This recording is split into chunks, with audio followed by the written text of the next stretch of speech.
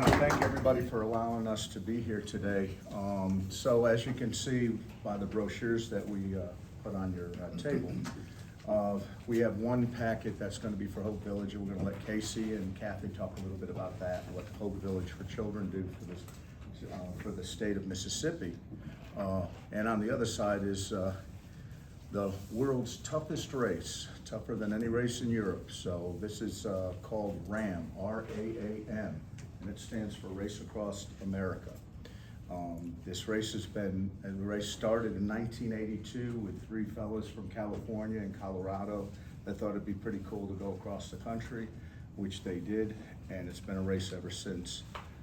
Total number of finishers is 369 to date. We have two female winners of this RAAM. 2 years ago, we had our first, 3 years ago, our first female won, and this year, Isa Perva from Switzerland won the race. It's 3,071 miles, and when the clock starts on June 11th, which is less than 4 months away, it doesn't stop until you cross over into Atlantic City. It's 175,000 feet of climbing. We had to change that because they changed the finish line from Annapolis, Maryland to Atlantic City, which was the original line, finish line before. It goes through 3 deserts from California into Arizona, which depending on the year could be pretty daunting. It goes through 3 mountaintops, the Sierra Nevada, the Colorado Rockies, and of course the Appalachian Mountains, which are really the worst part. I think it's because we're about 580 miles away from finishing. Somebody asked me earlier, I think Ty was talking about how many miles do I have to do a day? 270 miles a day. I'll average about 90 minutes to 2 hours of sleep a night if I'm lucky, 2 hours of sleep. The first 40 hours is get through the desert. So maybe a 15-minute cat nap, which is more beneficial than you would think. You know, the winds of Kansas, that's another one that, you know, depending on if it's a prevailing wind or it's a headwind, there's nothing worse than going in a headwind and you're getting 22 miles an hour and all of a sudden you're dropping down to 6 miles an hour. And that's 400 long miles, and there's nothing to see. If anybody's ever been to Kansas, there's nothing but silos and, you know, cornfields. But I'll be aged up to 60. Not very many 60-year-olds do this. For those of you that are betting, it's 63% chance of DNFing, but as Kathy will tell me, we don't say DNF, which stands for did not finish. We're gonna finish this race, so I'm not doing it for ego. You know, people ask me all the time, why do you ride so many miles? I do about 220 to 250 a week on my bikes, and you know, I think as we start getting older, we start questioning what we've done in the past, and we find ways to rectify that, or we find ways to kind of deal with it. And mine's the military, and I ride for guys that can't. I ride for guys that I lost overseas, and you know, it's soothing and it's more therapeutic than anything else. So that's why I do the miles I do. As you can tell, I'm definitely not like this gentleman here. I am not your typical rider. As you can see by the top, they call me the flying freight train. I got agitated when I was first called that by my team. So I raced for a couple of clubs out in Meridian, and one day this kid from California, who was a Marine, Lilo, who was just starting out racing criteriums, which are like little 15 to 26 mile races, but they're like NASCAR on 2 wheels. And we were going up a couple of hills, and he finally came up and says, dude, do you not stop? And I said, stop for what? I said, there's nothing to stop for, let's go. And he goes, I don't understand this. He says, you know, we're gonna finish after 60 miles, and you're telling me you still have another 100 miles left. I'm like, well, I'm training for something. So he said, you're like a flying freight train. And I got agitated thinking, talking about my weight. He goes, no, not at all. It's a train that never stops. And I said, okay, we're gonna use that, because when I qualified for the Race Across America, we did the Natchez Trace 444. We do 444 miles in 44 hours, and it's a qualifier for RAAM. There are several races around the country that they do to qualify for RAAM, and that's one of them. And we did it in 27 hours, and so they said, "What's your moniker?" And I said, moniker, the Flying Freight Train. And it's been that way ever since, and I'm kind of proud of it. But yeah, I guess it is. We'll sit there and, like I said, when I first started riding about 7 years ago, I've had problems with my back from, time that I spent in the military, and I couldn't run anymore, and I was getting kind of, when we get older and you can't do things, you get agitated. I'm one of those guys that gets real frustrated. When Ole Miss loses, I get real frustrated. And that's the way I was when I couldn't do some of the things that I loved. And I used to race when I was younger, and a guy came up and said, "Hey, why don't we ride bikes? Get that old Bianchi out. I ride Italian racing bikes." And I said, "Okay, so it's a steel bike. And it's a 1986, and at the time it was the top of the line. It was $2,200, and it was like, you didn't tell anybody how much it cost because it's embarrassing. You just spent $2,200 on a bike, you're an idiot." 1986. So I get it out, I clean it up, and put new wheels on it, and we go riding, and everybody's like, "Dude, you gotta get some carbon. This isn't gonna work." Well, those $2,200 bikes wouldn't even buy my wheels now. The wheels are $1,500 a piece. They're all carbon. The frames are $8,000, and it just goes up and up, and they come up with new things that you can't get old things, and so the sport's expensive. Seats, and Kathy can attest to this, seats are $300 to $500, and everybody said, "How do you sit on a little seat?" Everything is science. This whole race is science. It's a supported race, so I'm riding solo, but I have 10 people in my crew.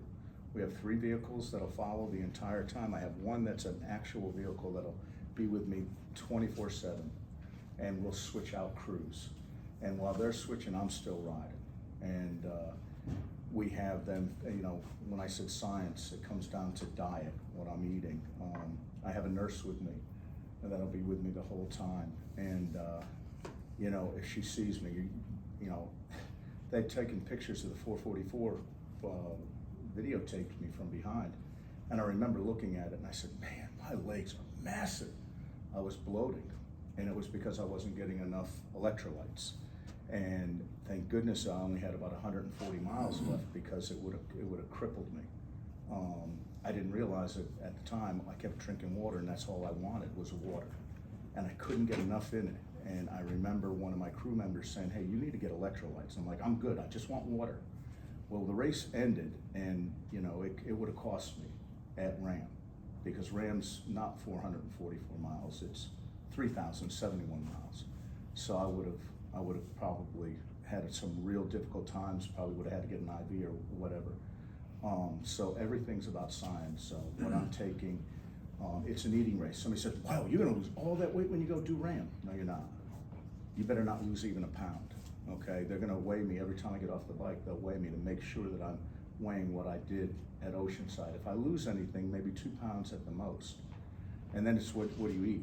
Well, on long hauls like that, I love to eat turkey sandwiches from Subway. They're one of my sponsors. And I like to eat pizza and everything I can. I like fried chicken that I didn't eat today, as you can tell, So I'll eat all the garbage that I couldn't, candy and all that other stuff, but it comes to a point after about 500 miles that you don't want to eat anything.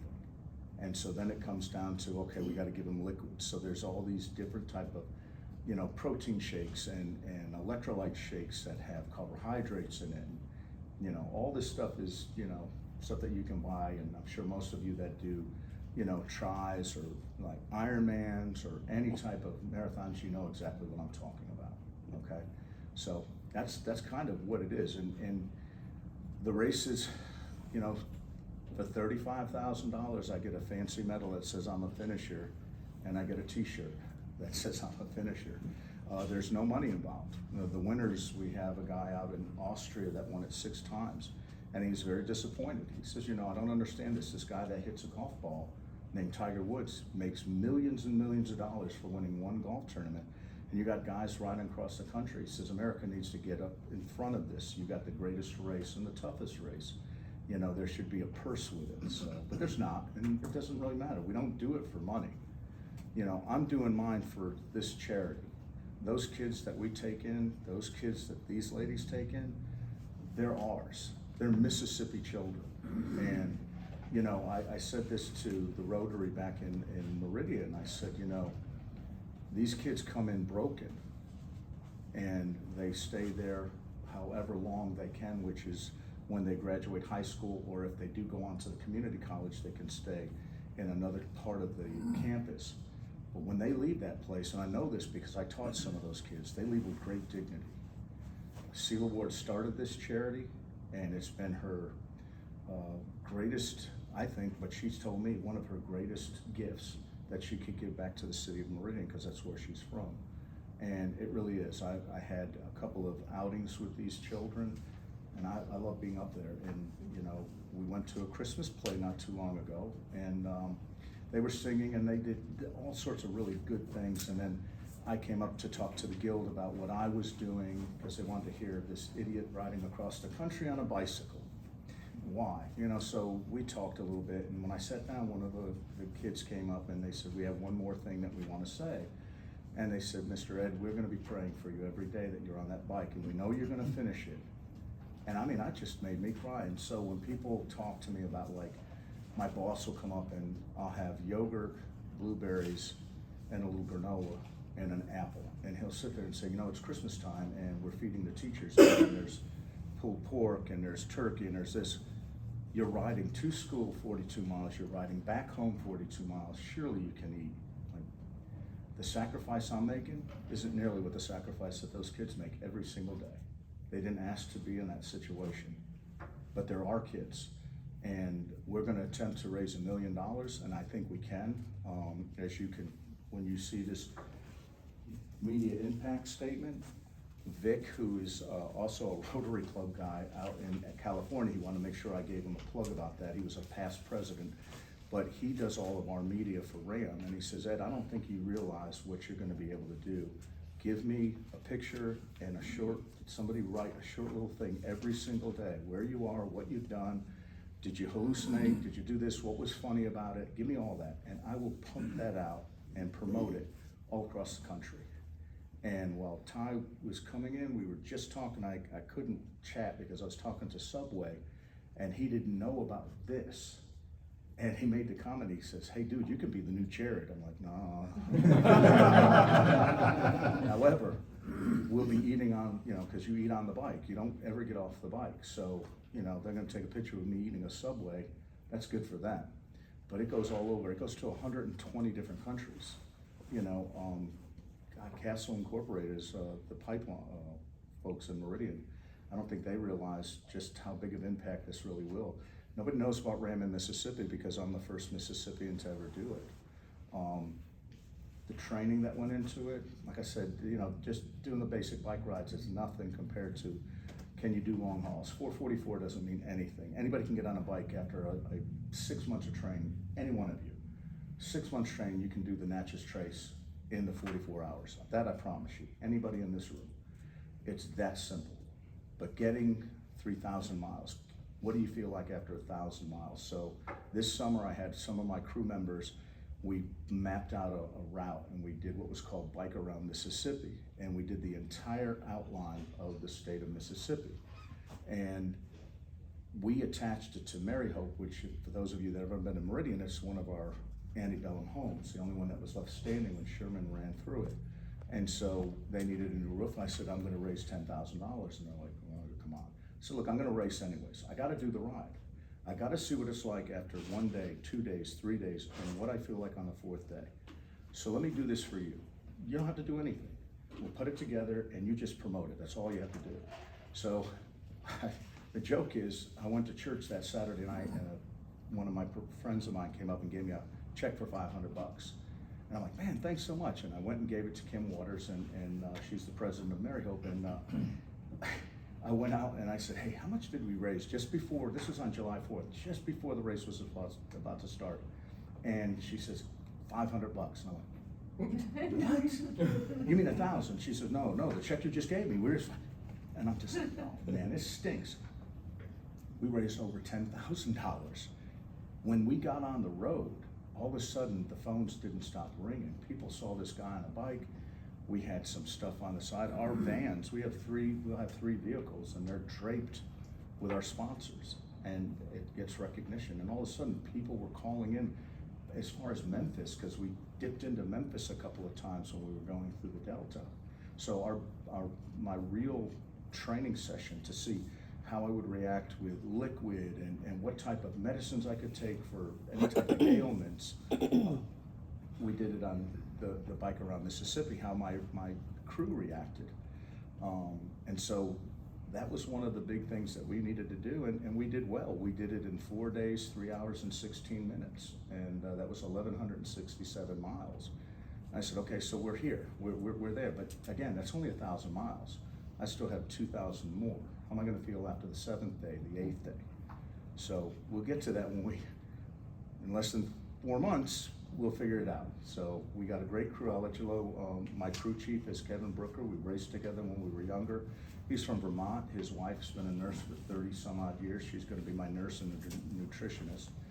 Kathy and her sorority sister from Ole Miss, Christy, is gonna be one of the drivers and navigators. That's a big thing. Chris Perry, who's a former Navy, he was the assistant commander to the USS Shiloh, I guess it was, but we have a lot of fun together with this Army-Navy crap. And I have to tell him to tone it down a little bit, but you know, he gives me a lot of grief. But him and his partner, Nick Berrigan, who's one of my youngest, all the people in the crew are over 50, except for 3, and now 4. Well, no, she's over 52, but anyhow. She's in her 40s. Yeah, 40, but, so Nick is 20, he's been on 2 of these with me. And then we have Mike Clymer, who's a former teacher. We taught at MCC together a couple of years. And he's the one that's kind of in charge of, okay, you gotta dial it up a little bit, or you know, you're right where you need to be. We wanna try and stay 3 hours. There's 52 time stations, and we wanna try and stay 3 hours ahead of the prescribed time. And so he's kind of in charge of that. Then we have Anna Hover, she owns Magnolia Media Mouth, and she's gonna be doing this big, huge documentary. She started it way back when we did Bike Around Mississippi, and she was on the crew at Natchez Trace. So she'll be putting something like that together. So that, you know, I think it's gonna be a really great thing. Who am I forgetting? Bailey Good, she's part of the media. Eli. Oh, and I finally got a mechanic. Who? He's a mechanic. Yeah, He'll be Eli. mechanic. I finally got a mechanic. He's another one. He's young, but he's super smart with the bike, and he knows a lot of the newer technologies that's coming out. Just to let you know, and I don't know if anybody's, I'm sure everybody here has ridden a bike, but the type of technology that we have, we now have disc brakes, okay, which is going to be, you know, almost, you know, extremely important when I'm going down these descents. You know, I'm going to be climbing 11,000 feet up Wolf Creek Pass in Colorado, and then I'm going to be going 9 miles down, straight down, with switchbacks. The glass elevator that leads from California goes almost 12 miles straight down into the valley of Arizona. And I don't like descents. I'd rather climb all day long. I can't stand descents. It scares me. Anything over 30 miles, 40 miles an hour is frightening. So, you know, with carbon wheels, you know, when you hit the brakes, they burn up and they warp. So with disc brakes, they stop. The other thing is, on my smaller, on my big chain rings, I will shift 80,000 times. On my rear cassette, about 150,000 times. Your hands, and even to this day, after the Natchez Trace, and I did a 24-hour challenge in December, I have no feeling in the tips of my fingers. That comes back after like 3 or 4 months, but there's no feeling up here. So, you know, after riding for so long, you can't, everything's off your shifters in the brake, and you have a hard time shifting. So these are all electronic shifters. I just push a button and it shifts. So when I say everything's changed in the biking world, it really has. It's all, you know, not just aerodynamics, it's all about the mechanics of it. So it's gonna be a great ride. I'm super, super excited, and I'm excited to represent Mississippi. I'm excited about our charity with Hope Village. I can't wait to, you know, start pedaling. I'm nervous. People say, hey, what do you feel? I said, I'm scared to death. You know, it's you know, and I've got a cousin back east who did RAAM 5 times. He completed it 3. we had lunch over Christmas and we talked a lot about it, and he said, "You got this." I said, "I don't know." He said, "Look, that's a good feeling. You don't want to go into this race saying, 'Man, I got this. I got this.'" You were talking about Goggins. David Goggins said he had it because he's done all these marathons, and he did, "Man, I got this." You can become so arrogant that it'll eat you up. And there are some of the greatest riders. Selena Hogan has won RAAM 6 times as a female. Came in second, was her highest finish. She has the record for the fastest 1,000 miles of any human being and the fastest 500 miles of any human being. When she did the Natchez Trace 444 in 2020, she DNF'd. Mike Conte is a pro rider. He DNF'd in the same race. And yet he's done RAAM and done RAW, which is Race Across the West. You know, it just depends, you know, it just depends. I've been very lucky. All the rides I've done, I've completed. And I think a lot of it's got to do with, you know, why I'm riding. It's not for anything but, you know, the guys that I fought with, the guys on the right and the left of me, you know, and of course this big cherry, you know. So I want to leave some room for questions, and of course I want Casey and Kathy to talk. Does anybody have anything? Have they asked anything about riding or why, you know? So like your training regimen, do you do anything outside of biking as Yeah, far as? just a little bit. I do a lot of core, you know, because one of the first riders is named Michael Shermer. He's written like 14 books. He's an astrophysicist, and he's agitated every day because people remember him for one thing. It's called Shermer's Neck. The first race, which was in '82, he got about 180 miles from the finish line and his neck muscles gave way and he couldn't hold up his neck. They literally took a board from a fence and put it in his back to the back of his breeches, and they tied it. And then they tied his head to that board. Today we have apparatuses that we make out of PVC pipe. It's kind of a halo. On the ride around Mississippi, we didn't even have it in the truck. And I asked Kevin, why didn't we do this? He says, because if I do it, you'll get it. If I don't have it, you won't get it. But if you do, there's a hardware store right down the street, because that's all it is. You know, some guy took a Pringles, I promise to God, he took a Pringles can, put electrical tape, taped it to his, because you have aero bars as well, taped it to his aero bars, and they put his chin on that.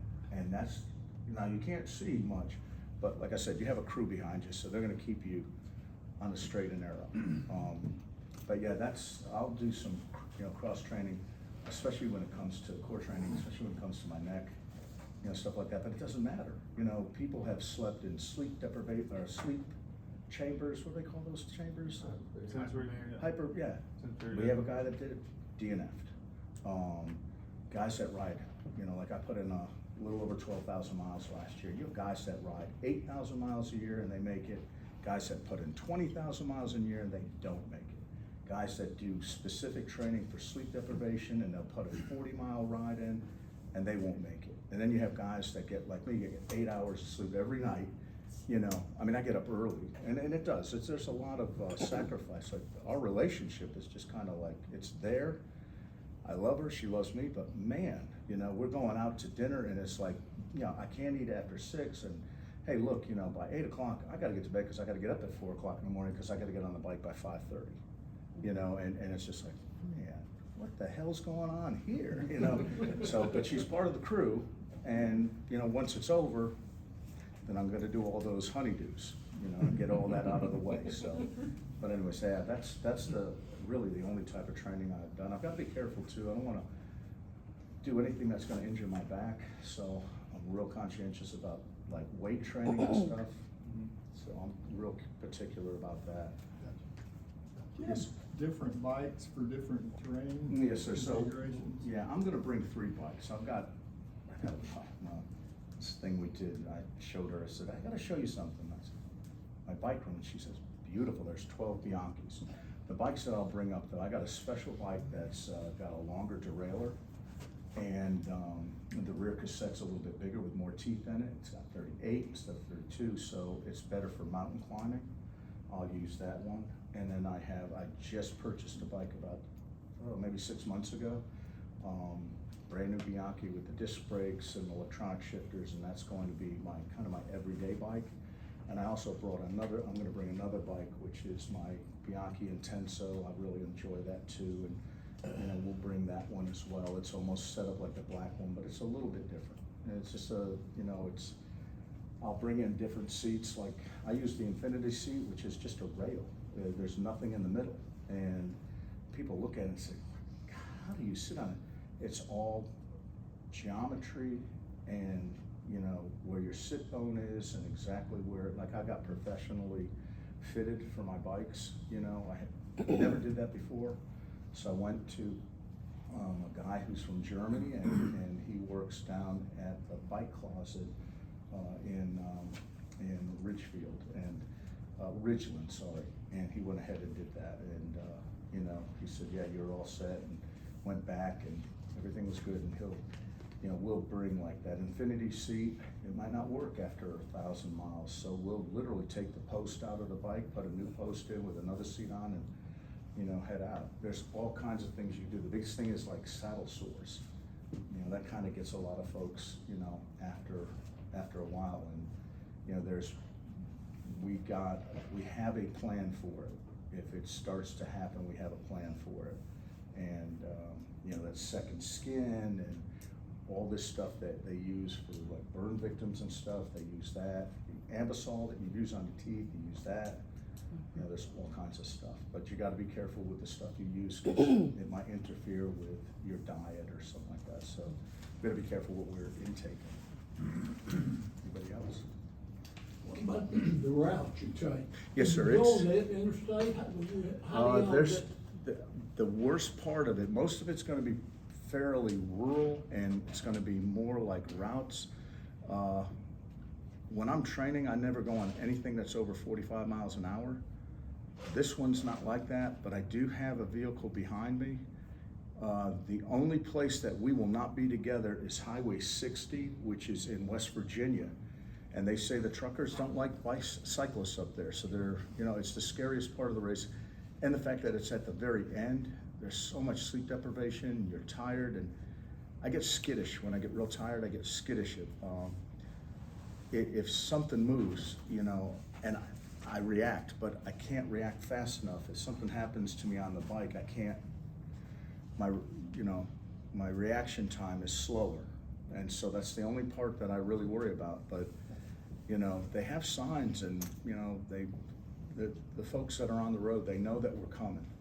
We're not in a group, we're by ourselves. You know, we have to start a couple of minutes behind one another. If you bunch up, somebody's gonna have to pull off. That happens occasionally. We did it on Natchez Trace 444. A guy from Texas came up behind me, and we talked. We were only allowed to talk for about 15 minutes, and then he had to go. But it was like leapfrogging. And after the third time, I said, this is gonna have to happen. Either you're gonna have to stop, or I'm gonna have to stop, but we can't do this, because they'll disqualify us. So when they say it's solo, it's literally solo. Now there's teams. You have teams of 2, you have teams of 4, teams of 6, teams of 8. You have tandem teams, and all sorts of different type of bikes too, you know. So, but this is 100% solo, and you've got to be by yourself. You get, like, there's always going to bump into somebody that's riding on the road.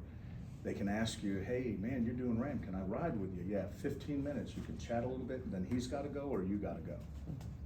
And that's the way that works. But yeah, the route, it's really good. They map it out, and they make sure that there's no road construction. If there is, there was that big fire in California last year, and they actually had to take the riders off the bike, put them in their vehicles, and go up about 20 miles to get around that fire. And so they're gonna make sure it's safe. Now, lightning storms out in Colorado, and Kansas, you don't stop for that. They flash floods, it's all the weather. I told my crew, we were in the Delta and it was lightning pretty bad. They said, hey dude, it's lightning really bad. Let's go ahead and stop. We'll give you a rest early. I'm like, no, lightning's on the right of me, lightning's on the left of me. It's not overhead, we're good, let's go. You know, and that's stupid. It's so stupid, but that's the way you have to look at it sometimes, you know, so. Anybody else? Okay, I'm gonna let Kath, do you want to chat a little bit, please, about I will quickly. Hope Village? Thank y'all for having us, and we know it's lunch hour, so we left you a lot of stuff on the table, and we're not gonna go through all of it, but I'm just gonna explain a little bit. First of all, we left you all of the stuff about Ed, and so please feel free to take this back into the community, share it with your churches, businesses, put it on the countertop at the bank if they're willing to post it. We also have posters and flyers if anybody would like some, we can, give them to somebody. We didn't bring all those with us. This is, if you are interested in, Ed said this is a very expensive raise. His goal is to raise $1 million for Hope Village for Children, which we're gonna talk about in just a second, but, this is we do need about $35,000 in seed money. We've already raised a little over 21,000. So we'd be really comfortable with about 9 more. There are gonna be 10 of us as his crew, plus him. So we don't want our crew to have any expense. We've gotta rent vehicles. We are working on some major corporate donations. We've gotta feed 10 people for 12 days. We gotta get out there, we got gas. So as you can imagine, it's very expensive. But we're gonna try to get all that covered. And then every dime will go directly to Hope Village after that. So we are looking for sponsorships. This is a text to give. It's really easy. It goes directly to a secure site on Hope Village's platform, and you can pay through PayPal or credit card. It's really simple. You just text that, raise 2024 to the number 243725, and boom, it'll pop up with a link for you to push. This is the brochure. Ed's very humble and gracious and modest and all of that, but I'm gonna brag on him a little bit. Because he didn't say some of the basic things about Race Across America that are really amazing. One is there's more people that have summited Mount Everest than ever completed Race Across America. So that's really cool.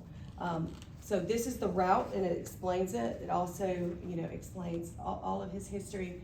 One of the things that about Ed is he has lived in Mississippi for over 30 years. He's taught at 3 schools in Meridian, 3 colleges, different MCC, EMCC, and MSU Meridian. He has given back to the community and the state in huge ways. I mean, he's not gonna say that. Try going out with him in Meridian, it's like a celebrity, because he's taught for 30 years. Anna, who he's talking about, she's 44 years old. She was one of his first students in Meridian all those years ago. So he has given back to Meridian countless ways. I couldn't even begin to name it. And has taught many children and been impactful in their lives. I mean, encouraged them to go into the military, helped them get to the military if they needed to. He teaches for this, he teaches the juniors that do the state history exam, which you can't graduate with a high school diploma in Mississippi if you don't pass that. So that's the important person that he is, but he wouldn't tell you that. So anyway, this is just fascinating. It names all the crew and all the cool things about Race Across America. This is the media impact that Race Across America has. This is really neat information. Look at that. If you know anybody that's interested in sponsorship, this is how the impact it will have. This is shown internationally. This is gonna go all over, because there are riders from Europe that come to this race. Most of the riders, 80% of them are gonna come from Europe and other places. I mean, I think there's only 3 of us right now that are American soloists. And then this, of course, is anybody is interested, we do have room on his jersey. And these are the levels of sponsorship.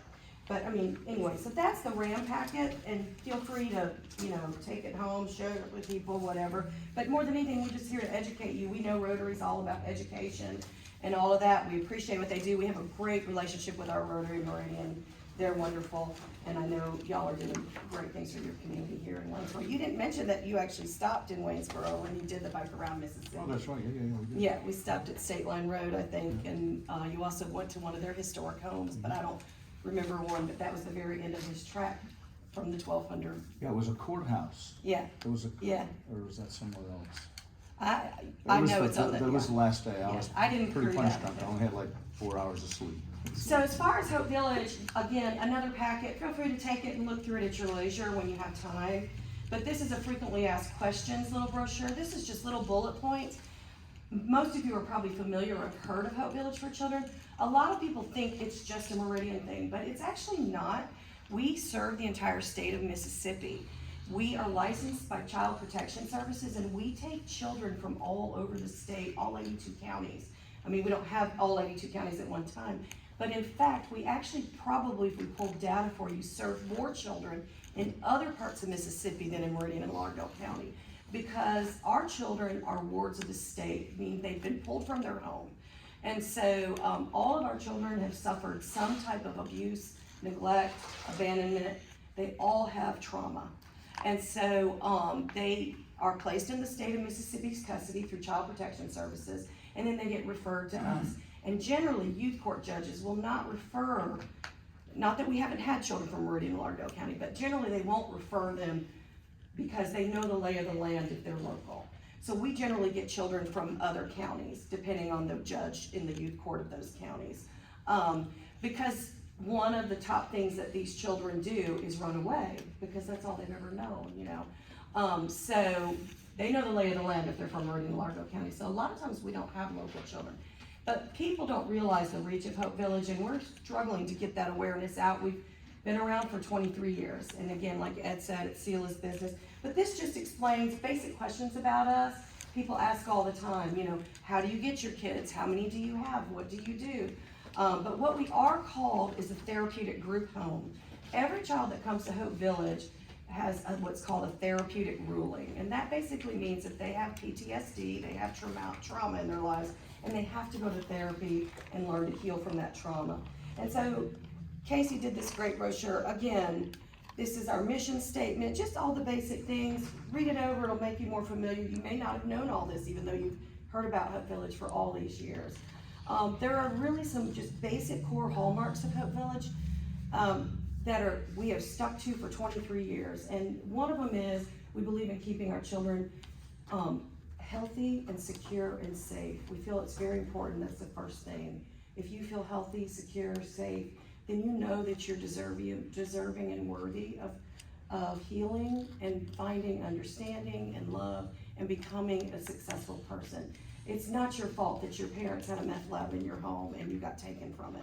It's not your fault that your, you know, parents got killed in a car accident, or that, you know, one of them's a terrible alcoholic and beats you. That's not your fault, and that doesn't mean that you're not deserving of love. And so that's the first hallmark of Hope Village. The second hallmark of Hope Village is we try to keep sibling groups together. That is just unheard of in the world of foster care, because it's just not possible. I mean, some homes can't take 3 siblings at a time.